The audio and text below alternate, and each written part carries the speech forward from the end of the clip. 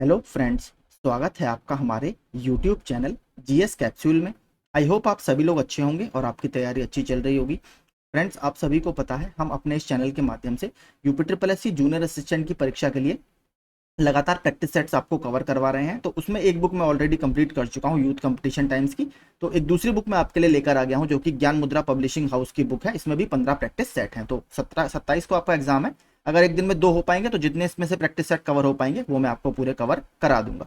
ठीक है, तो चलिए हम शुरू करते हैं। अगर आप हमारे चैनल पर नए हैं तो प्लीज़ चैनल को सब्सक्राइब कर लीजिए। इसके अलावा अगर आपने वो प्रैक्टिस सेट्स नहीं देखे हैं पहले के 15, तो उन्हें भी जाकर आप हमारी प्लेलिस्ट में देख सकते हैं। UP triple S C practice sets के नाम से प्लेलिस्ट बनी हुई है। ठीक है, तो चलिए शुरू करते हैं। पहला सेक्शन है हमारा हिंदी परिज्ञान और लेखन योग्यता। दिए गए वाक्यांश के लिए एक शब्द दीजिए। खेतों में मेड़ों से बनाए गए छोटे छोटे वर्गाकार या आयताकार भाग, तो इनको क्यारियां कहते हैं। क्यारियां, ऑप्शन ए क्यारी। दिए गए विकल्पों में से उत्कंठा के समानार्थी शब्द कौन से हैं? तो उत्कंठा के समानार्थी शब्द है आपका उत्सुकता और अभिलाषा। ये इसके समानार्थी शब्द है। निम्न में से पुल्लिंग शब्द है, अगर इसमें से आप देखेंगे तो पुल्लिंग शब्द कौन सा है? जो राज शब्द है, ये आपका पुल्लिंग शब्द है। ठीक है, पहला। बाकी सारे आपके बात, आहट और मात, ये सारे आपके स्त्रीलिंग शब्द की श्रेणी में आते हैं। निम्नलिखित में से कौन सा स्त्रीलिंग शब्द नहीं है? तो इसमें से क्या नहीं है? अगर आप देखेंगे, जो सेतु है, सेतु यानी पुल, ये आपका एक पुल्लिंग शब्द है। बाकी वायु, रेणु और रज्जु, ये सभी आपके स्त्रीलिंग शब्द की श्रेणी में आते हैं। सदा एक वचन में प्रयुक्त होने वाले शब्दों को चुनिए। ये प्रश्न अच्छा है। देखिए, इस तरीके के प्रश्न आते रहते हैं। अगर बात करें वर्षा, जनता, ये जो शब्द है हमेशा ही एक वचन में ये प्रयुक्त किए जाते हैं। ठीक है, वर्षा और जनता। मेज का सामान्य बहुवचन दिए गए विकल्पों में से कौन सा है? ये भी प्रश्न रिपीटेड है, आया हुआ प्रश्न है। इसको बोला जाता है मेजें। ऑप्शन ए जो है, जहां पे ए की मात्रा होगी, मेजें। पति शब्द का अविभक्तिक बहुवचन कौन सा होता है? तो पति शब्द का अविभक्तिक बहुवचन देखिए सेम ही रहता है, पति ही रहता है। Option C. तो सुख सुजस सुलभ मोहि स्वामी, इसमें आपका कौन सा अलंकार है? तो अगर देखेंगे इसमें तो अनुप्रास अलंकार है, क्योंकि सा वर्ण की इसमें बार बार आवृत्ति हो रही है। एक देखिए प्रैक्टिस सेट 14 में मुझसे गलती हो गई थी, तो अयूब खान सर का मैसेज आया था कि सर इसमें अनुप्रास अलंकार है। वो तरणी तनुजा तटवल वाला जो प्रश्न था, उसमें प्रश्न संख्या आई थिंक 24 या 25 था। तो उसका सही आंसर मैंने प्रैक्टिस सेट 14 का उसमें नीचे डाल दिया है। तो उसमें अनुप्रास अलंकार है, गलती से मैंने शायद उत्प्रेक्षा अलंकार बता दिया था। तो इसमें आपका अनुप्रास अलंकार होगा, क्योंकि सा वर्ण की यहाँ पर बार बार आवृत्ति हो रही है। इसके अलावा जैसे इसका एक एग्जाम्पल और भी काफी ज्यादा आता रहता है, जैसे मुदित महीपति मंदिर आए, सेवक सचिव सुमंत बुलाए। तो पहले पार्ट में आप देखेंगे तो मां वर्ण की बार बार आवृत्ति है, और दूसरे पार्ट में सेवक सचिव सुमंत, यहां पर सा वर्ण की बार बार आवृत्ति है। तो यहां पर आपका अनुप्रास अलंकार होगा। इसके अलावा एक और बहुत पूछता है अनुप्रास में, सो सुख सुजस सुलभ मोहि स्वामी। ठीक है, जो आपसे यहां पर पूछा है वही वाला आपका सेम, ये भी बहुत ज्यादा पूछा जाता रहता है। ठीक है, तो दो आप याद रखिएगा, एक आपका प्रश्न में है और दूसरा कौन सा है? मुदित महीपति मंदिर आए, सेवक सचिव सुमंत बुलाए। ठीक है, इन दोनों को याद रखिएगा।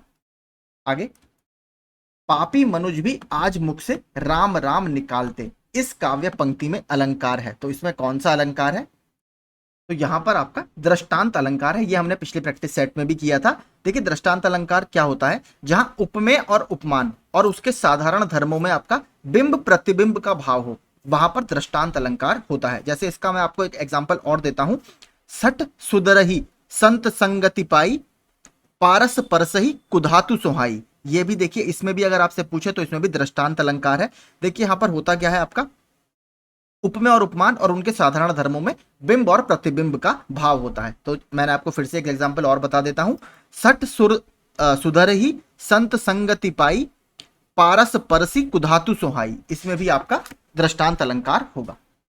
अगला, सत्सई किस समास का उदाहरण है? तो सत्सई अगर आप देखेंगे तो किसका उदाहरण है? यहां पर द्विगु समास का उदाहरण है। द्विगु समास कौन सा होता है? जिसमें आपका पूर्व पद क्या होता है? संख्यावाची होता है, वहां पर आपका द्विगु समास होता है। और सत्सई का देखिए मतलब क्या होता है? 700 दोहों का समूह।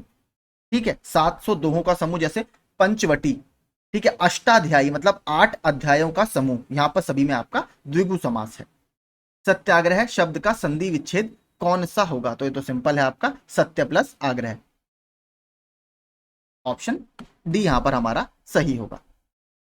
और इसमें संधि कौन सी है? छोटा आ। सत्य में क्या है? छोटा आ है, और आग्रह में बड़ा आ है। छोटा आ और बड़ा आ मिलकर क्या बना रहे हैं? बड़ा आ बना रहे हैं, क्योंकि सत्याग्रह बन रहा है। और सत्याग्रह किसका आपका उदाहरण है? ये दीर्घ संधि का उदाहरण है। ठीक है, याद रखिएगा, दीर्घ संधि का। इसी तरह देखिए कुछ और मैं इसके आपको एग्जाम्पल बताता हूं। हृदय प्लस आनंद, हृदयानंद। ठीक है, स्व प्लस आधीनता, स्वाधीनता। इसके अलावा भोजन प्लस आलय, भोजनालय। ये सभी आपके इसके और एग्जाम्पल हैं। तो इसमें दीर्घ स्वर संधि है। स्वर संधि कितने प्रकार की होती है? 5 प्रकार की होती है, ये हमने बात कर ली थी।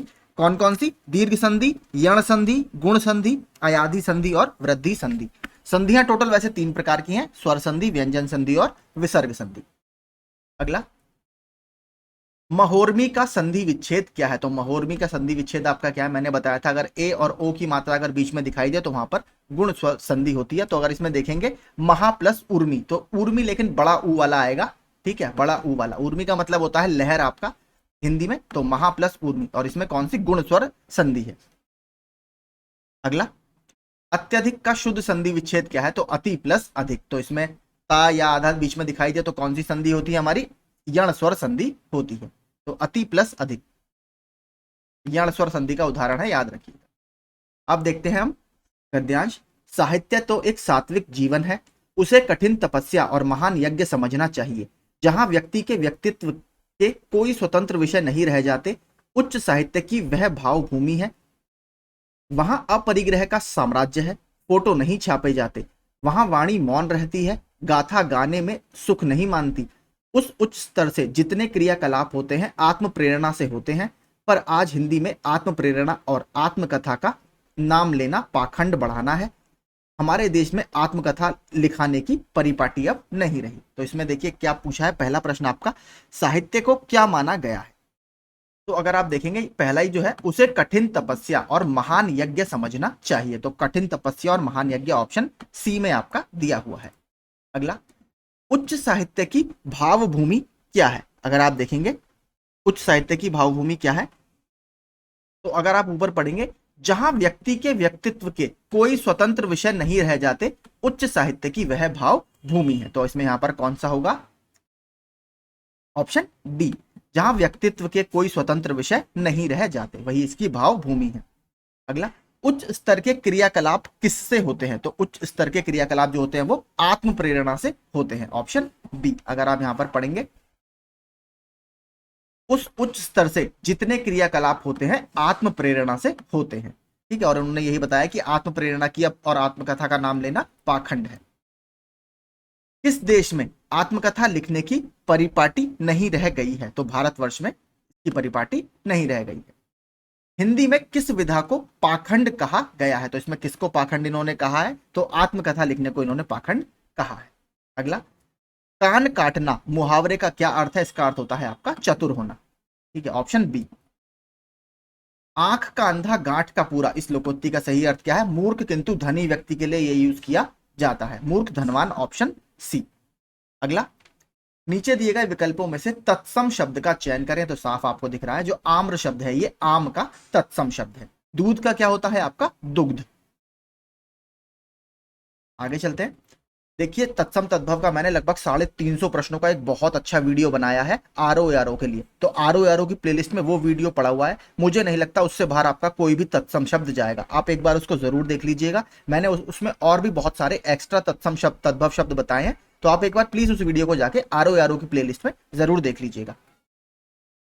निम्न में से कौन सा शब्द तत्सम नहीं है, यानी तद्भव शब्द हमें बताना है।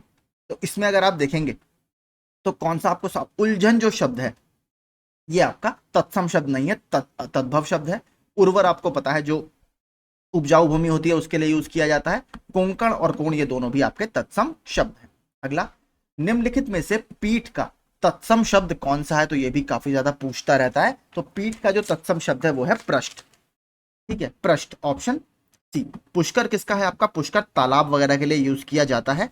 पसीने के लिए क्या है? प्रस्वेद। ठीक है, इसीलिए बोला जाता है जो पसीने से उत्पन्न होने वाला है उसको क्या बोलते हैं? स्वेदज। अगला, और हाँ, प्रतिवेश, माफ कीजिए, प्रतिवेश में बताना भूल गया, प्रतिवेश पड़ोस का तत्सम शब्द है, ये भी याद रखिएगा, काफी ज्यादा पूछता है। इसके अलावा अभी वीडियो में थोड़ा थोड़ा इसी की तरह आया था, परवा, पड़ीवा या पड़वा उसको बोलते हैं, तो पड़वा या परिवा का क्या होता है, प्रतिपदा। याद रखिएगा, प्रतिपदा जो सीजन आता है आपने देखा होगा, जो कैलेंडर वगैरह में हिंदी के लिखा रहता है, तो पड़वा या परिवा अगर आपसे पूछे तो उसका होता है प्रतिपदा, और पड़ोस का क्या होता है, प्रतिवेश। अगला, विशेष का विलोम नहीं है, तो अगर बात करें विशेष का विलोम इसमें से क्या नहीं है, देखिए विशेष का सामान्य ठीक है, साधारण भी ठीक है, अविशेष भी ठीक है, शेष देखिए कोई इसका विलोम नहीं है, बाकी जो है वो विशेष के विलोम शब्द है। उपचार का विलोम शब्द क्या है, तो उपचार का विलोम क्या है, अनुपचार, ऑप्शन सी, अनुपचार। कुटिल का विलोम क्या है, अगर बात करें कुटिल का विलोम इसमें से क्या होगा आपका, रिजु। ठीक है, और अगर आपसे वक्र का पूछे तो वक्र का विलोम शब्द भी रिजु माना जाता है। ठीक है, वक्र का रिजु ये बहुत पूछता है। स्थावर का जंगम ये भी बहुत पूछता है, याद रखिएगा, स्थावर का जंगम, ये 3-4 आते ही रहते हैं घूम फिर के, इसलिए इनको याद कर लीजिएगा।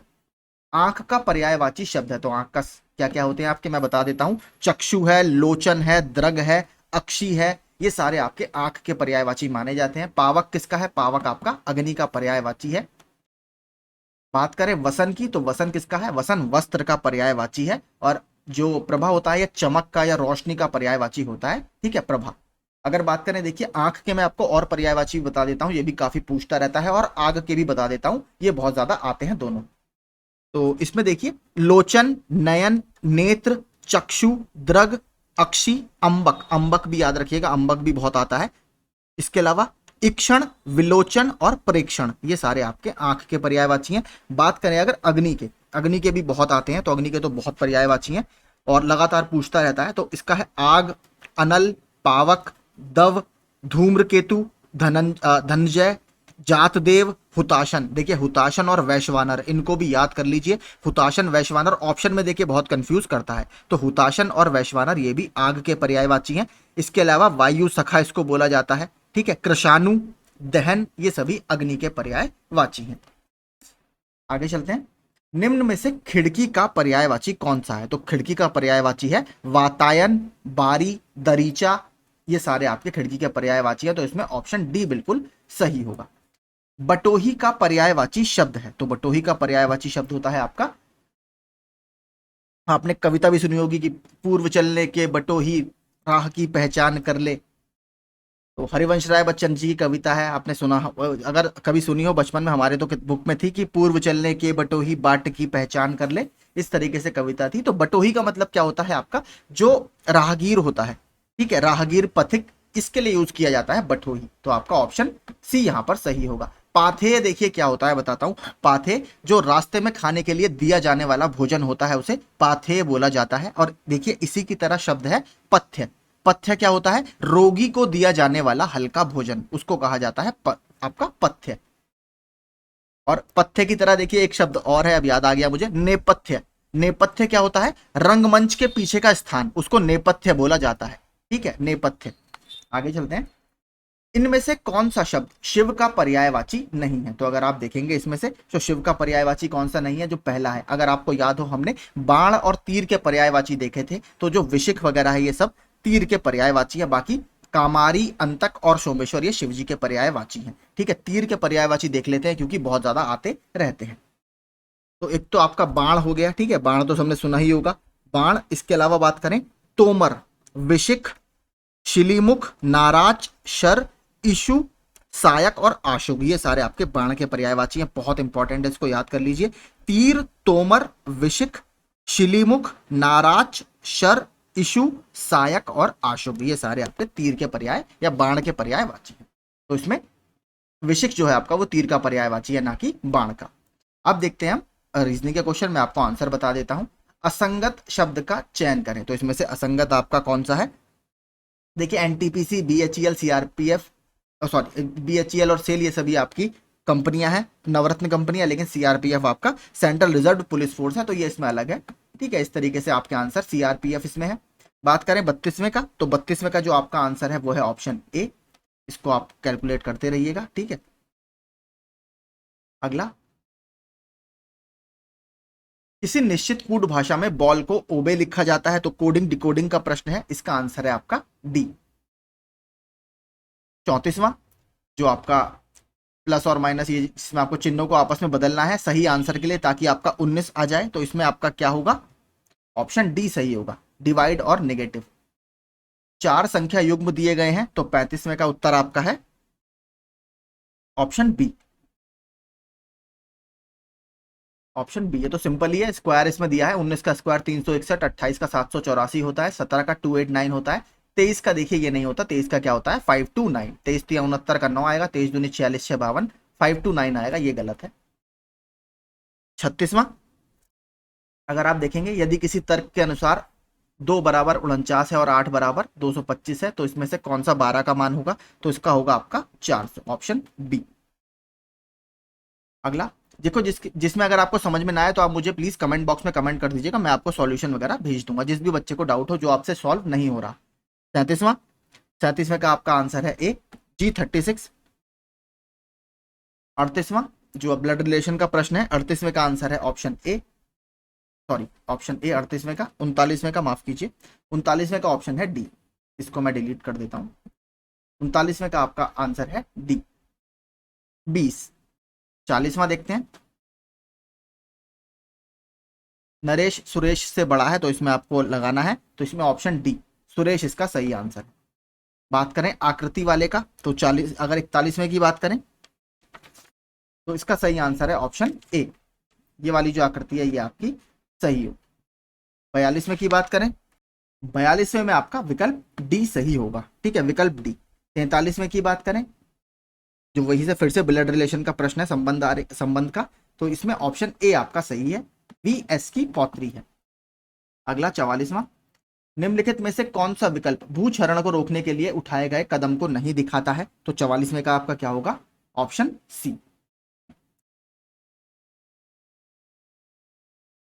आगे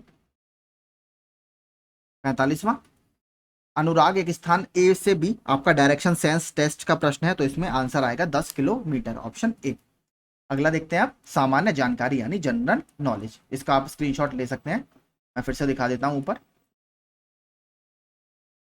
ठीक है। आगे चलते हैं, अब देखते हैं हमारे जीएस के प्रश्न। रतन महत स्लॉथ भालू वन्यजीव अभ्यारण्य किस राज्य में स्थित है, तो ये आपके गुजरात राज्य में स्थित है। इंपॉर्टेंट प्रश्न है, देखिए स्लॉथ बियर वगैरह से प्रश्न आते रहते हैं, तो ये इंपॉर्टेंट है। उत्तर प्रदेश के अगर हम कुछ इंपॉर्टेंट वन्यजीव अभ्यारण्यों की बात करें, जैसे पहला सबसे छोटा सबसे बड़ा, तो वो मैं आपको बता देता हूं। तो अगर उत्तर प्रदेश के सबसे पहले वन्यजीव विहार या वन्यजीव अभ्यारण्य की बात करें तो वो कौन सा है, चंद्रप्रभा वन्यजीव अभ्यारण्य, जो कि चंदौली डिस्ट्रिक्ट में स्थित है और ये 1957 में बनाया गया है। अगर बात करें उत्तर प्रदेश का सबसे बड़ा वन्यजीव अभ्यारण्य कौन सा है, तो वो है हस्तिनापुर वन्यजीव अभ्यारण्य, जो कि आपका वेस्टर्न उत्तर प्रदेश में पड़ता है। ये मेरठ, मुजफ्फरनगर, हापुड़, अमरोहा, बिजनौर, इन वाले सारे एरियाज को कवर करता है, तो इसको भी याद रखिएगा। बात करें उत्तर प्रदेश का सबसे छोटा वन्यजीव अभ्यारण्य कौन सा है, तो ये मैंने आपको बता दिया था, ललितपुर में स्थित महावीर स्वामी वन्यजीव अभ्यारण्य। इसके अलावा देखिए एक थोड़ा सा जो वन्यजीव अभ्यारण्य है वो करंट अफेयर्स में चर्चा में था, वहां पर अभी कैमरा ट्रैप टेक्निक से पहली बार एक टाइगर को साइट किया गया है, टाइगर को वहां पर मौजूद या टाइगर की स्थिति वहां पर देखी गई है उस अभ्यारण्य में। उसका नाम है सुहेलवा वन्यजीव अभ्यारण्य या सुहेलवा वन्यजीव विहार, और ये कहां पर स्थित है, श्रावस्ती और बलरामपुर वाले क्षेत्र में ये पड़ता है, याद रखिएगा। हो सकता है आपसे सुहेलवा पूछ ले, क्योंकि करंट अफेयर्स में ये चर्चा में था।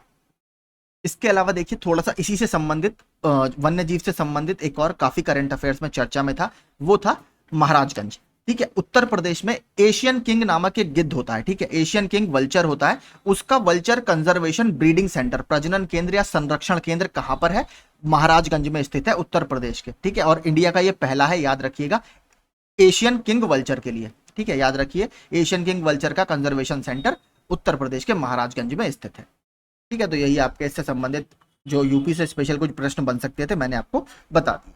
आगे चलते हैं, एल नीनो जलधारा कहां प्रकट होती है, तो एल नीनो आपकी आती है पेरू के तट पर, ठीक है, पेरू का जो कोस्ट है वहां पर आपको ये देखने के लिए मिलेगी।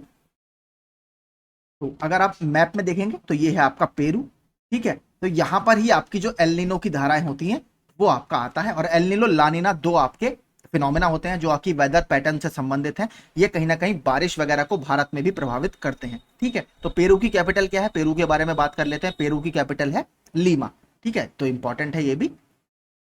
और देखिए पेरू अभी करंट अफेयर्स की वजह से भी चर्चा में है, बता देता हूं। एक न्यूरोलॉजिकल डिसऑर्डर यानी दिमागी संबंधित डिसऑर्डर या बीमारी चल रही थी, अगर किसी ने करंट अफेयर्स वगैरह देखे हो, गुइलन बैरेट सिंड्रोम। तो इस बीमारी को लेकर पेरू की गवर्नमेंट ने एक हेल्थ इमरजेंसी बीच में अभी घोषित की थी 90 दिन की, तो इस वजह से भी पेरू आपका चर्चा में था। इसके अलावा एक और वजह से जुलाई में पेरू चर्चा में था, यहां का एक ज्वालामुखी है उबिनास ज्वालामुखी।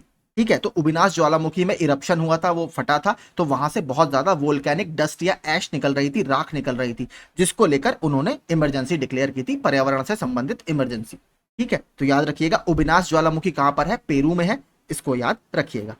ठीक है, तो यही इसी वजह से चर्चा में था। आगे चलते हैं। इको मार्क किसी उत्पाद पर दिए गए इस प्रमाणन का चिन्ह होता है कि वह उत्पाद इको फ्रेंडली है। ठीक है, यानी पर्यावरण के अनुकूल है। Option B. पर्यावरण अनुकूलतम से एक हमें चीज अभी क्या याद आई है, हमने अभी करंट अफेयर्स में देखा था, जो मैंने आपको कराया था कि भारत के किस बैंक ने पर्यावरण की दृष्टि से अनुकूल यानी eco friendly debit card launch किया है। तो किसने किया है, एयरटेल पेमेंट्स बैंक ने। फिर से बता देता हूं, भारत के किस बैंक ने या किस पेमेंट बैंक्स ने इको फ्रेंडली या पर्यावरण के अनुकूल डेबिट कार्ड लॉन्च किया है, तो वो एयरटेल पेमेंट बैंक ने लॉन्च किया है, और ऐसा करने वाला देश का पहला बैंक है। आगे चलते हैं। फारस के सुल्तान मिर्जा शाहरुख के राजदूत अब्दुल रज्जाक 1443 से 44 में किस विजयनगर सम्राट के शासनकाल में विजयनगर की यात्रा की है। तो देखिए विजयनगर के शासन, जो विजयनगर था, उसकी स्थापना सन 1336 में हरिहर और बुक्का नामक दो ब्राह्मण लोगों ने की थी। विजयनगर में देखिए अलग अलग वंश वहां पर आए हैं। ठीक है, सबसे पहले वहां पर आया था संगमा वंश या संगम वंश, फिर सलूब वंश, फिर तुलुब वंश, और फिर अराविडु वंश। तो ये चार तो आप रट के जाइएगा, ऑर्डर भी पूछता रहता है, तो इसी ऑर्डर में याद कीजिए, संगम वंश, सलुब वंश, तुलुब वंश और अराविडु वंश। तो इसमें देखिए प्रश्न में आपसे पूछा है कि अब्दुल रज्जाक जो ट्रेवलर आए थे, ठीक है, बहुत सारे ट्रेवलर यहाँ पर आए हैं, डोमिंगो पेस आया है, निकोलो कोंटी आए हैं, अब्दुल रज्जाक आए हैं, तो इसमें अब्दुल रज्जाक पूछा है कौन से राजा के या कौन से किंग के शासनकाल में आए हैं। तो ये देवराय द्वितीय के शासनकाल में यहाँ पर आए थे। ठीक है, देवराय सेकंड। याद रखिएगा सबसे इंपॉर्टेंट इसके शासक कौन रहे हैं, कृष्णदेव राय जी। उनके शासनकाल में अष्ट दिग्गज हुआ करते थे, जिसमें तेनालीराम एक थे। अगर बात करें किताबों की, तो इन्होंने दो बहुत इंपॉर्टेंट किताबों की भी रचना की है। एक है अमुक्त मलयादा, जो कि तेलुगु भाषा में लिखी गई है कृष्णदेव राय जी के द्वारा, और एक और बहुत इंपॉर्टेंट किताब है जामवती कल्याणम। तो जामवती कल्याणम जो किताब है वो संस्कृत भाषा में लिखी गई है। तो याद रखिएगा कृष्णदेव राय जी। और कृष्णदेव राय किस वंश से संबंधित थे, ये जो चार मैंने वंश बताए उसमें से सलुव वंश के राजा थे कृष्णदेव राय जी। और एक और काफी इंपॉर्टेंट है, आपने बाबर का नाम सबने सुना होगा। ठीक है, बाबर ने अपनी जो आत्मकथा लिखी थी वो चुगताई तुर्की भाषा में लिखी थी, बाबर नामा। तो बाबर नामा जो किताब है उसमें हमें दक्षिण भारत के विजयनगर साम्राज्य का जिक्र देखने के लिए मिलता है। और एक और भारतीय राज्य है मेवाड़, उसमें उन्होंने इसका जिक्र किया था कि उस समय जो विजयनगर साम्राज्य था काफी धनी राज्य था अपने समय के हिसाब से। तो ये भी याद रखिएगा, काफी इंपॉर्टेंट है। और एक और कृष्णदेव राय से संबंधित काफी इंपॉर्टेंट फैक्ट है, आपने सुना होगा एक फ्रांसिस्को डी अल्बुकर्क, पुर्तगाली एक गवर्नर था। तो जो ये पुर्तगाली गवर्नर था फ्रांसिस्को डी अल्बुकर्क, इनके साथ काफी अच्छे संबंध थे कृष्णदेव राय जी के, तो ये भी याद रखिएगा। ठीक है, तो देवराय टू के शासनकाल में कौन आया था, अब्दुल रज्जाक आए थे। अगला देखते हैं 50वां। 2023-24 में भारत में जीडीपी में वृद्धि का कितने प्रतिशत रहने का अनुमान रिजर्व बैंक ऑफ इंडिया द्वारा लगाया गया है। तो 6.5%। Option A 6.5%। अगला, तालाबों और कुओं में निम्नलिखित में से किस एक को छोड़ने से मच्छरों को नियंत्रित करने में मदद मिलती है। तो आपकी कौन सी मछली, गैम्बूजिया। ठीक है, गैम्बूजिया आपकी जो मच्छर के लार्वे होते हैं इनको खा लेती है, जिसकी वजह से जो मच्छरों की पॉपुलेशन है वो बढ़ नहीं पाती। निम्नलिखित में से किसे भारत सरकार का प्रथम विधि अधिकारी कहा जाता है। मैंने 2 से 3 बार आपको बता दिया, फर्स्ट लॉ ऑफिसर जो है या प्रथम विधि अधिकारी कहा जाता है भारत के महान्यायवादी को, यानी अटॉर्नी जनरल ऑफ इंडिया को। अटॉर्नी जनरल ऑफ इंडिया की बात संविधान के किस अनुच्छेद में है, अनुच्छेद 76 में है। वर्तमान में भारत के 16वें महान्यायवादी कौन है, आर वेंकट रमणी जी वर्तमान में भारत के महान्यायवादी हैं। इसके अलावा मैंने आपसे कहा था एक और को बिल्कुल रट के चलिएगा आप, वो है CAG. Controller and auditor general of India, नियंत्रक एवं महालेखा परीक्षक। उसकी बात संविधान के कौन से अनुच्छेद में की जाती है? उसकी बात संविधान के 148वें अनुच्छेद में की जाती है। ठीक है, तो याद रखिएगा वर्तमान में आर वेंकटरमणी जी हमारे अटॉर्नी जनरल ऑफ इंडिया हैं। और अटॉर्नी जनरल ऑफ इंडिया को हेल्प करने के लिए कौन होता है? Solicitor general. अभी सॉलिसिटर जनरल की दोबारा से पुनर्नियुक्ति मिली है, किनको? तुषार मेहता जी को। तुषार मेहता याद रखिएंगे सॉलिसिटर जनरल है। तो इसमें आंसर क्या होगा? भारत के महान्यायवादी। अगला देखते हैं, 2011 की जनगणना के अंतिम आंकड़ों के अनुसार भारत में औसत साक्षरता प्रतिशत कितना है? तो 72.99% है, यानी लगभग 73% के आसपास। अगर बात करें भारत में पढ़ा लिखा या लिटरेट साक्षर किसको समझा जाता है? जो 7 साल से ऊपर का हो और जिसे किसी भी भाषा में, ठीक है, लिखने का और पढ़ने का ज्ञान हो। ठीक है, किसी भी भाषा में, याद रखिएगा 7 साल से ऊपर का हो, किसी भी भाषा में लिखने और पढ़ने का उसे ज्ञान हो तो उसे साक्षर समझा जाता है। अगर बात करें मेल और फीमेल की लिटरेसी रेट की ग्लोबल पूरे नेशनल लेवल पर, राष्ट्रीय स्तर पर, तो जो मेल का यानी पुरुषों का लिटरेसी रेट था वो था 80.89% और महिलाओं का रेट था 64.64%, यानी 64.64%। तो इसको भी याद रखिएगा। उत्तर प्रदेश का मैंने आपको पिछले प्रैक्टिस सेट्स में बता दिया है, बार बार बताने का कोई मतलब नहीं है। उसमें मैंने आपको पूरा डिटेल में बता रखा है कितनी कितनी है पूरे प्रदेश की। अगला, 1995 में पारित अस्पृश्यता अपराध अधिनियम को वर्तमान में किस नाम से इसे जाना जाता है? तो इसे वर्तमान में सिविल अधिकार संरक्षण अधिनियम के नाम से जाना जाता है। सिविल अधिकार संरक्षण अधिनियम, ये नया प्रश्न है हमारे लिए, अच्छा प्रश्न है। और अगर बात करें संविधान के किस अनुच्छेद में अस्पृश्यता के उन्मूलन की बात की गई है या अबॉलिशन ऑफ अनटचेबिलिटी की बात की गई है? तो ये हमारे संविधान के राइट टू इक्वालिटी के अंतर्गत आता है, फंडामेंटल राइट के अंतर्गत आता है। अनुच्छेद 14 से 18 के बीच में जो समानता का अधिकार है, उसमें अनुच्छेद 17 अस्पृश्यता के उन्मूलन से संबंधित है। तो इसको रट लीजिए, बिल्कुल आता रहता है, ये भी मैचिंग वगैरह में बहुत आते हैं। अंतःस्रावी ग्रंथियों को अन्य किस नाम से जाना जाता है? तो अंतःस्रावी ग्रंथियों को वाहिनी विहीन ग्रंथि यानी डक्टलेस ग्लैंड के नाम से जाना जाता है, डक्टलेस ग्लैंड। तो आपका वाहिनी विहीन ग्रंथियां यानी डक्टलेस ग्लैंड्स। तो देखिए इसका मतलब क्या होता है? देखिए 2 तरह की ग्रंथियां होती हैं, एक होती है वाहिनी वाली ग्रंथियां और एक होती है जो वाहिनी विहीन ग्रंथियां होती हैं। तो जो वाहिनी विहीन ग्रंथियां होती हैं उनको किसी भी डक्ट की या वाहिनी की आवश्यकता नहीं होती और वो अपने प्रोडक्ट्स को, जो ग्लैंड या ग्रंथियां अपने प्रोडक्ट्स बनाती हैं, उसको सीधे ब्लड में डालते हैं या सीधे रक्त की धाराओं में आपका पंप करते हैं। लेकिन जो आपकी डक्ट वाली ग्रंथियां होती हैं, जिसको हिंदी में एक्सोक्राइन ग्लैंड, इंग्लिश में एक्सोक्राइन ग्लैंड बोलते हैं, उनको डक्ट की आवश्यकता होती है। तो अगर बात करें एंडोक्राइन ग्लैंड की या वाहिनी विहीन ग्रंथियों की, तो इनके द्वारा जो सीक्रेशंस किए जाते हैं यानी जो निर्गत किए जाते हैं उत्पाद, उन्हें हार्मोन्स बोला जाता है। ठीक है, और हार्मोन्स का देखिए एक और नाम अगर आपने सुना हो, ऑटोकॉइड्स भी इनको बोला जाता है, ऑटाकॉइड्स। ठीक है, तो यही इनसे संबंधित प्रश्न थे। मई 2023 में संघ लोक सेवा आयोग के अध्यक्ष के रूप में किसने शपथ ली है? तो किसको बनाया गया है? डॉक्टर मनोज सोनी जी को। और अगर बात करें संघ लोक सेवा आयोग की बात संविधान के कौन से अनुच्छेद में की जाती है? अनुच्छेद 315 में इसकी बात की जाती है। अगला, निम्न में से कौन सुमेलित नहीं है? तो इसमें से कौन सुमेलित नहीं है? रामपुर घराना, नेमत खां सदारंग, किराना घराना, बंदे अली खां, सहारनपुर घराना, खलीफा मोहम्मद, अलीगढ़ घराना, काले खां। तो देखिए अलीगढ़ घराना से काले खां संबंधित नहीं है, इनसे संबंधित है उस्ताद अल्लादिया खान। ठीक है, उस्ताद अल्लादिया खान। पहले इस तरीके के काफी प्रश्न आते थे, अभी तो काफी टाइम से नहीं आया है, पर लेकिन पता कुछ नहीं, आ भी सकता है, तो हमें तैयार रहना चाहिए।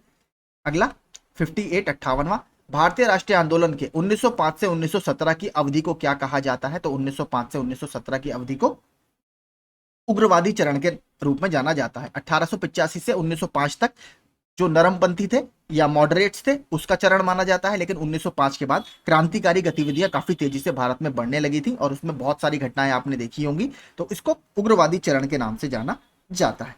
आगे, और इसके बाद का जो युग होता है उसको गांधीवादी युग के नाम से जाना जाता है, क्योंकि इसके बाद गांधी जी भारतीय पॉलिटिक्स में या इंडियन जो पॉलिटिक्स थी उसमें काफी ज्यादा उभर कर आते हैं और फिर एक तरह से वो हम कह सकते हैं जो लीडरशिप क्वालिटी उनकी थी उसकी लगभग सभी लोग लोहा मानते हैं, यहां तक कि विदेशी भी।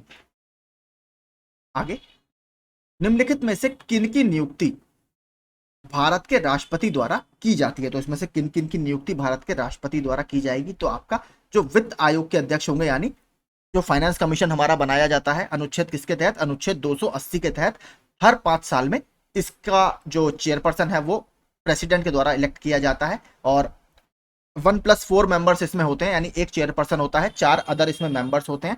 अनुच्छेद जरूर याद रखिएगा 280। वर्तमान में आपका 15वां फाइनेंस कमीशन की सिफारिशें चल रही हैं। कौन है उसके अध्यक्ष, NK सिंह जी। 2021 से 2026 तक इसी फाइनेंस कमीशन की सिफारिशें चल रही हैं। और संघ राज्य क्षेत्र के मुख्यमंत्री और योजना आयोग के अध्यक्ष, तो इसमें से किसकी नियुक्ति भारत के राष्ट्रपति करते हैं, तो पहला वाला तो ठीक है। और जो आपके यूनियन टेरिटरीज के मुख्यमंत्री होते हैं उनकी नियुक्ति भी राष्ट्रपति के द्वारा की जाती है। ठीक है, ऑप्शन 3। योजना आयोग के उपाध्यक्ष की नियुक्ति इनके द्वारा नहीं की जाती, तो आपका 1 और 3 सही होगा। अब तो योजना आयोग है ही नहीं। ठीक है, अब कौन हो गया उसकी जगह, उसकी जगह नीति आयोग ने ले ली है। 1 जनवरी 2015 से नीति आयोग काम कर रहा है।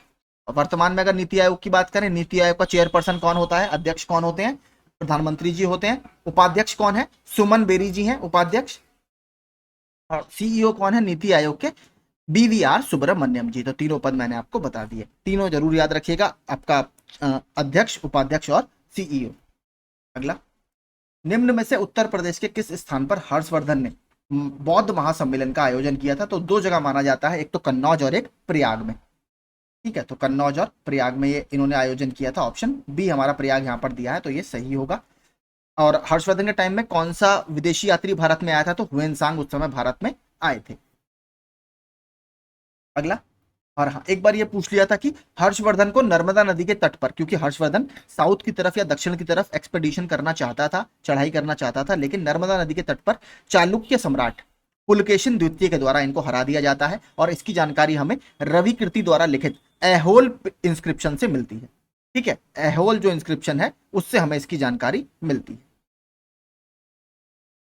अगला, MIT वर्ल्ड पीस यूनिवर्सिटी ने तेल और गैस उद्योग के लिए एशिया की पहली सबसी रिसर्च लैब कहां लॉन्च किया, तो बहुत अच्छा देखिए प्रश्न इन्होंने दिया है। सबसी जो आपकी लैब है ये इन्होंने पुणे महाराष्ट्र में लॉन्च की है, पुणे महाराष्ट्र। भूमध्य सागर एवं अटलांटिक सागर को जोड़ने वाली जल संधि कौन सी है, तो ये तो सिंपल है आपका, कौन जोड़ती है, जिब्राल्टर स्ट्रेट इसको जोड़ती है। ठीक है, जिब्राल्टर स्ट्रेट, ऑप्शन बी। तो अगर मैं आपको मैप में दिखाऊं तो ये है आपका, देखिए भूमध्य सागर, मेडिटेरेनियन सी। ठीक है, यहां पर आपका पड़ता है एटलस माउंटेन्स है, यहाँ पर मोरक्को वगैरह है। ये है आपका अटलांटिक सी पूरा, ये पूरा जो एरिया है अटलांटिक सी है। यहां पर आपकी पड़ती है जिब्राल्टर संधि। ठीक है, तो मेडिटेरेनियन सी और अटलांटिक सी को यही जोड़ती है। ठीक है, अगला देखते हैं। आई होप आपको अच्छा लग रहा होगा, समझ में आ रहा होगा।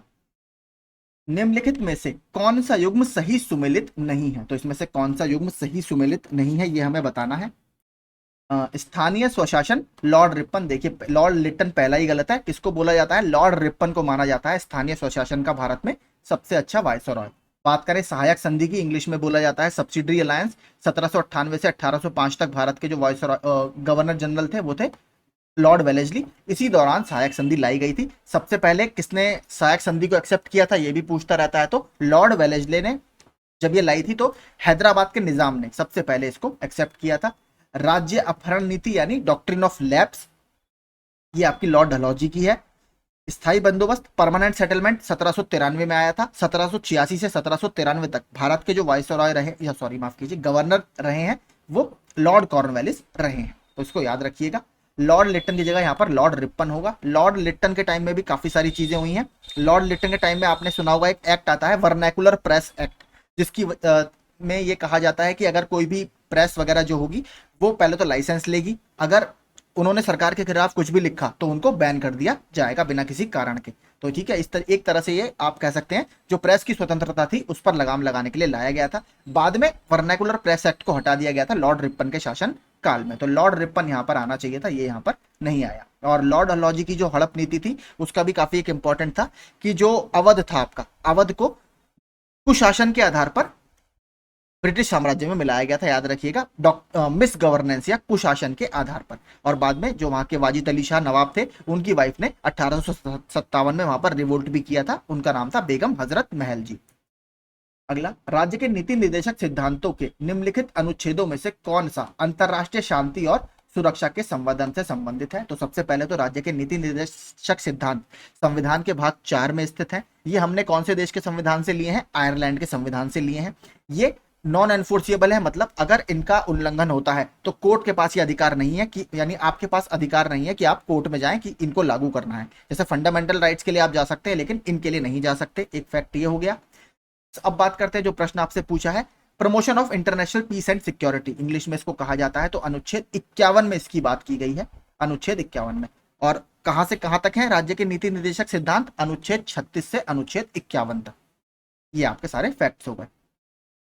आगे और एक काफी और इंपॉर्टेंट चर्चा में रहता है अनुच्छेद 44। अनुच्छेद 44 क्या है आपका? समान नागरिक संहिता या यूनिफॉर्म सिविल कोड से संबंधित है।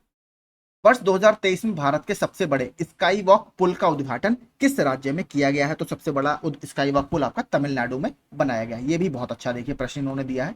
ऐसे प्रश्न आपके बन सकते हैं। अब देखते हैं कंप्यूटर के प्रश्न। कंप्यूटर की दूसरी पीढ़ी या सेकंड जनरेशन किस दौरान देखी गई थी? तो देखिए थोड़ा थोड़ा सा इसमें साल का अंतर आपको बुक्स में दिख जाएगा, लेकिन बहुत ज्यादा नहीं होगा। 1956 से 1963 तक। ठीक है। और बात करें पहली पीढ़ी के कंप्यूटर में क्या यूज होता था? वैक्यूम ट्यूब या निर्वात ट्यूब। दूसरी पीढ़ी के कंप्यूटर में जो आपसे प्रश्न में पूछा गया है, इसमें क्या यूज होना शुरू हुआ था?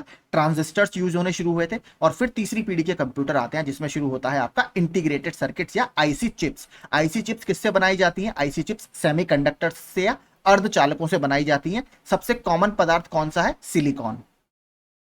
आगे, एक संसाधक के आंतरिक डेटाबेस में बिट्स की संख्या होती है जिसे संसाधक एक बार में संसाधित कर सकता है। तो इसका क्या उत्तर होगा आपका? ये इसे कहा जाता है वर्ड लेंथ। ठीक है, ऑप्शन सी वर्ड लेंथ। ये शायद हमने आई थिंक एसएससी वाली सीरीज में किया था, जो हमने अभी करीब 500-600 क्वेश्चन किए हैं। ये वर्ड लेंथ वाला हमने किया है प्रश्न, मुझे याद है। अगला, डेडलॉक क्या है? अगर बात करें डेडलॉक क्या होती है? डेडलॉक वह स्थिति जहां प्रत्येक प्रोसेस आपका अवरुद्ध हो जाता है और रिसोर्स रिलीज करने के लिए दूसरे की प्रतीक्षा करता है, तो इसे डेडलॉक बोला जाता है। डेडलॉक मतलब कुछ भी प्रक्रिया नहीं हो रही, सब रुक सा गया है। एमएस वर्ड किसका उदाहरण है? तो एमएस वर्ड आपका एप्लीकेशन सॉफ्टवेयर का उदाहरण है। याद रखिएगा, एप्लीकेशन सॉफ्टवेयर का। एमएस वर्ड, एमएस एक्सेल, ये सारे आपके, एमएस पेंट, ये सभी जितने भी हैं एप्लीकेशन सॉफ्टवेयर के उदाहरण है। ऑपरेटिंग सिस्टम हमने बात करी थी। देखिए एक ऑपरेटिंग सिस्टम अभी चर्चा में है, दो बल्कि चर्चा में है, जल्दी से बता देता हूं। एक तो है जो भारत की रक्षा मंत्रालय है, उसने अब एक स्वदेशी रूप से निर्मित, जो कि उबुंटू पर आधारित है, नया ऑपरेटिंग सिस्टम अपने कंप्यूटर में इंस्टॉल करने की बात की है। नाम है माया ऑपरेटिंग सिस्टम। तो एक तो ये नाम हो गया। दूसरा, चीन ने विदेशी टेक्नोलॉजी पर अपनी निर्भरता को कम करने के लिए अपना खुद का एक ऑपरेटिंग सिस्टम लॉन्च किया है। क्या नाम है? Open Kaelin, OPEN KYLIN, open Kaelin इसका नाम है। आगे, कौन सी कोटि BIOS को सर्वोत्तम परिभाषित करती है? तो BIOS यानी आपकी फुल फॉर्म क्या है? Basic input output system. और ये क्या है? ये फर्मवेयर का उदाहरण है, फर्मवेयर, ऑप्शन सी। अगला, निम्नलिखित में से क्या SRAM की विशेषता नहीं है? तो RAM क्या हुआ आपका? Random access memory. अगर बात करें SRAM की क्या विशेषता नहीं है, इसे एक सेकंड में कई बार रिफ्रेश करने की आवश्यकता होती है। बात कर रहा है, मैंने आपको बताया था, दो तरीके की रैम होती है, स्टैटिक रैम और डायनेमिक रैम। लेकिन स्टैटिक रैम को बार बार रिफ्रेश करने की आवश्यकता नहीं होती, ये जरूरत पड़ती है आपको डायनेमिक रैम में। तो ये स्टेटमेंट इसमें पूछा है, इसकी विशेषता नहीं है, ये डायनेमिक यानी डी रैम की ये विशेषता है, डायनेमिक रैम। अगला, निम्नलिखित में से किन द्वारों का सर्वाधिक और सार्वत्रिक प्रयोग किया जाता है? तो कौन से गेट्स वगैरह का पूछा, लॉजिक गेट्स जो होते हैं, इसका सबसे ज्यादा यूज किसका होता है? तो नॉर और नैंड गेट्स का। ठीक है, नॉर और NAND, option A. Computer file नाम एक्सटेंशन INF किसको संदर्भित करता है? तो ये INF जो होती है, ये आपकी स्थापना फाइल को संदर्भित करती है। ठीक है, स्थापना file, option A. Computer startup कौन सा प्रोग्राम निष्पादन के लिए कर्नेल को मुख्य मेमोरी में खोजता है और लोड करता है? इसे बोलते हैं बूटस्ट्रैप प्रोग्राम। ठीक है, बूटस्ट्रैप प्रोग्राम। अगला, एक्सेल 2016 में, यानी MS एक्सेल जो कि एक स्प्रेडशीट सॉफ्टवेयर है और एक एप्लीकेशन सॉफ्टवेयर का उदाहरण है, कॉलम G और कॉलम H के बीच 3 कॉलम डालने के लिए आप क्या करेंगे? तो इसमें आपको क्या करना होगा? इसमें कॉलम H को आप सेलेक्ट करेंगे और राइट क्लिक करके 3 बार इंसर्ट सेलेक्ट करेंगे, जिससे आपके 3 कॉलम G और H के बीच में ऐड हो जाएंगे। अगला 76वां, मोबाइल फोन का उपयोग करके धन स्थानांतरण करने की प्रक्रिया क्या कहलाती है? तो इसको बोला जाता है आपका IMPS। ठीक है, IMPS फुल फॉर्म क्या है? Immediate payment service. IMPS मतलब IM है इमीडिएट, P मतलब पेमेंट, S मतलब service, immediate payment service. NEFT की फुल फॉर्म क्या है? National electronic fund transfer. RTGS की फुल फॉर्म क्या है? Real time gross settlement. एक चेक्स वगैरह जो बैंकों में चेक्स आप जमा करते हैं उस पर MICR कोड लिखा रहता है। MICR कोड की फुल फॉर्म क्या है? Magnetic ink character recognition. इसके अलावा IFSC कोड की फुल फॉर्म क्या है? Indian financial systems code. ये सारे आपके बैंकिंग से संबंधित कुछ फुल फॉर्म्स हैं। निष्पादन में प्रोग्राम को क्या नाम दिया जाता है? तो निष्पादन में प्रोग्राम को प्रोसेस कहा जाता है। ऑप्शन ए। एक विंडोज आधारित कंप्यूटर में दो फाइल एक ही फोल्डर में नहीं हो सकती यदि, तो कब नहीं हो सकती? उनके नाम में कोई अंतर ना हो और फाइल में भी समान हो, तो ये एक फोल्डर में नहीं हो सकती। डैश एक ऐसा उपकरण है जो अन्य प्रोग्राम या उपकरणों के लिए कार्यात्मकता प्रदान करता है जिन्हें ग्राहक या क्लाइंट्स कहा जाता है। तो क्या है ये आपका? सर्वर। निम्न में से कौन सा पैराग्राफ फॉर्मेटिंग है? तो इसमें से पैराग्राफ फॉर्मेटिंग किसको कहा जाएगा? तो आपका जो अलाइनमेंट होता है, ठीक है, जब आपके शब्द इधर उधर होते हैं लेकिन आप उसको पूरा एक तरह से सेलेक्ट करके अलाइन कर देते हैं, तो इसको बोला जाता है पैराग्राफ फॉर्मेटिंग का एक उदाहरण है। ठीक है, तो ये हमारे कंप्यूटर के प्रश्न खत्म हो गए। अब बात करते हैं उत्तर प्रदेश स्पेशल के सेक्शन की। उत्तर प्रदेश में राष्ट्रीय कथक संस्थान कहां पर है? तो उत्तर प्रदेश का एकमात्र जो आपका क्लासिकल डांस है वो कौन सा है? वो कथक है। और कहां पर स्थित है? ये कथक संस्थान आपका लखनऊ में स्थित है। ठीक है, बात करें कथक की तरह एक और क्लासिकल डांस है कथकली। ठीक है, तो कथकली कहां का है? कथकली आपका केरल का डांस है। आगे चलते हैं। प्रदेश में किस जिले में सर्वाधिक वर्षा होती है? तो सबसे ज्यादा होती है गोरखपुर में, सबसे कम होती है मथुरा में। अपैरल पार्क कहां पर है? अपैरल पार्क आपका कानपुर में स्थित है। ठीक है, बायोटेक्नोलॉजी पार्क आपका लखनऊ में है। बात करें लेदर टेक्नोलॉजी पार्क, ये आपका उन्नाव में स्थित है। और एग्रो प्रोसेसिंग पार्क ये आपका सहारनपुर में स्थित है। तो इसको अगर मिलाएंगे तो इसका आपका बनेगा ए का तीसरा बी का ए का तीसरा बी का, ऑप्शन ए वाला जो है ये आपका ऑप्शन सही बनेगा। बुंदेलखंड क्षेत्र में कुल कितने सौर पार्कों को मंजूरी दी गई है? तो यहाँ पर कुल 2 सौर पार्क एस्टेब्लिश करने को मंजूरी अभी हाल ही में दी गई है। चुनार किस उद्योग के लिए प्रसिद्ध है? हमने 2 से 3 बार कर लिया। डल्ला, चुनार, चोर की ये सारी फैक्ट्रियां किसके लिए फेमस है? सीमेंट उद्योग के लिए सारी फैक्ट्रियां फेमस हैं। 2011 की जनगणना के अनुसार निम्नलिखित राज्यों में किसकी ग्रामीण जनसंख्या सर्वाधिक है? तो उत्तर प्रदेश की जो ग्रामीण जनसंख्या है वो सर्वाधिक है, क्योंकि हमारे यहाँ पॉपुलेशन ही सबसे ज्यादा है। लगभग पूरे भारत की 16.5% जनजाति उत्तर प्रदेश में ही निवास करती है। 20 करोड़ के आसपास हमारी उस समय पॉपुलेशन थी। पंचायती राज की अनुशंसा किसके द्वारा की गई थी? तो पंचायती राज से संबंधित टोटल 4 समितियां हैं, आपको चारों याद करनी चाहिए। सबसे पहली है बलवंत राय मेहता कमेटी 1957 की, तो ये आपका ऑप्शन डी, यही इसका आंसर है। इसके बाद आपकी आती है अशोक मेहता कमेटी। एक आपकी कमेटी है GVK राव कमेटी और एक है आपकी LM सिंघवी कमेटी। ठीक है, तो इसका कोड है BARS, मैंने तो बार्स से याद कर रखा है BARS। बी मतलब बलवंत राय मेहता, ए मतलब अशोक मेहता, आर मतलब राव यानी GVK राव कमेटी, और एस मतलब Singhvi committee, LM Singhvi committee. तो BARS आप भी ऐसे ट्रिक से याद कर सकते हैं। आगे, और ये 1942 का क्रिप्स मिशन, देखिए क्या कहा जाता है, इससे प्रश्न कैसे बनता है कि भारत छोड़ो आंदोलन जो लागू आपका शुरू हुआ था 1942 में, 8 या 9 अगस्त 1942 को, उसको लागू करने का या वो क्यों स्टार्ट हुआ था? क्योंकि क्रिप्स मिशन फेल हो गया था। क्रिप्स मिशन भारत में आया था, एक बार पूछ लिया था इसमें कितने मेंबर थे? इसमें 3 मेंबर थे, तो स्टैफोर्ड क्रिप्स, AV अलेक्जेंडर और लॉर्ड पैथिक लॉरेंस, ये 3 इसके मेंबर थे। क्रिप्स जी चेयरपर्सन थे, उसी के नाम पर क्रिप्स मिशन इसको बोला जाता है। तो इसके जो सुझाव थे उसको भारतीय लोगों ने एक्सेप्ट नहीं किया या भारतीय लीडर्स ने एक्सेप्ट नहीं किया, और जब ये फेल हो गया इसके बाद ही भारत में भारत छोड़ो आंदोलन की शुरुआत की गई थी 1942 में, ग्वालियर टैंक मैदान मुंबई से। और इसी में दौरान महात्मा गांधी जी ने नारा दिया था डू और डाई, यानी करो और मरो। तो इसके मेंबर्स भी याद रखिएगा, फिर से बता देता हूं, AV अलेक्जेंडर, स्टैफोर्ड क्रिप्स और लॉर्ड पैथिक लॉरेंस। आगे, उत्तर प्रदेश में एंटी भू माफिया टास्क फोर्स का गठन कब किया गया था? तो एंटी भू माफिया टास्क फोर्स का गठन 2017 में किया गया है, 8 मई को। अगला, 1 मई 2016 को प्रधानमंत्री उज्ज्वला योजना प्रारंभ की गई। उत्तर प्रदेश के किस जिले में प्रधानमंत्री द्वारा यह योजना प्रारंभ की गई थी? तो उत्तर प्रदेश के बलिया में। इसी पर तो इतना ज्यादा विवाद चल रहा है लेखपाल में भी। निम्नलिखित में से कौन एक उत्तर प्रदेश औद्योगिक विकास निगम की आगामी प्रमुख निवेश परियोजना नहीं है? तो ये हमने उसमें भी किया था, अभी जो किया है हमने प्रैक्टिस सेट यूथ वाला। तो क्या नहीं है आपका? डिफेंस पार्क शाहजहांपुर, ये इनकी कोई अभी परियोजना नहीं है। मैंने आपको बता भी दिया था कहाँ कहाँ से होकर ये गुजरेगा। एक नॉर्थ में बन रहा है, एक साउथ में आपका बन रहा है, चेन्नई सलेम वाला जो एरिया है वहां पर एक साउथ में भी बन रहा है डिफेंस कॉरिडोर। निम्नलिखित में कौन काकोरी कांड या काकोरी ट्रेन एक्शन, जिसका नाम अब सरकार ने काकोरी ट्रेन एक्शन कर दिया है, इसके मुकदमे में सरकारी वकील था? तो कौन इसमें वकील थे? पंडित जगत नारायण मुल्ला। ठीक है, जगत नारायण मुल्ला। कौन कौन इसमें शामिल थे? तो राम प्रसाद बिस्मिल जी, अशफाकुल्ला खां, राजेंद्र लाहिड़ी, रोशन सिंह, इन लोगों को इसमें फांसी दी गई थी। आदर्श कारागार में निरुद्ध बंदियों को वर्ष में कितने दिन पर घर पर रहने की छूट दी जाती है? तो इनको 15 दिन घर पर रहने की छूट दी जाती है। उत्तर प्रदेश में यूरेनियम कहां पर उपलब्ध है? तो उत्तर प्रदेश में एकमात्र जिला जहां पर यूरेनियम है वो है ललितपुर। और ललितपुर का एक और एरिया है सोनराई एरिया। सोनराई क्षेत्र किसके लिए फेमस है? तांबे के लिए। अगला, उत्तर प्रदेश का एकमात्र मुक्त विश्वविद्यालय किस नाम से जाना जाता है? तो राजर्षि पुरुषोत्तम दास टंडन मुक्त विश्वविद्यालय, इसके नाम से ये जाना जाता है। अगला, इसे नगर महोदय श्री के नाम से भी जाना जाता है? तो कन्नौज को नगर महोदय श्री के नाम से भी जाना जाता है। कन्नौज हर्षवर्धन जो राजा थे उसकी राजधानी थी, तो इसीलिए काफी ज्यादा उस समय से ये डेवलप हुई है। और किसके लिए बहुत फेमस है इस समय? इत्र वगैरह यहाँ पर काफी बनता है।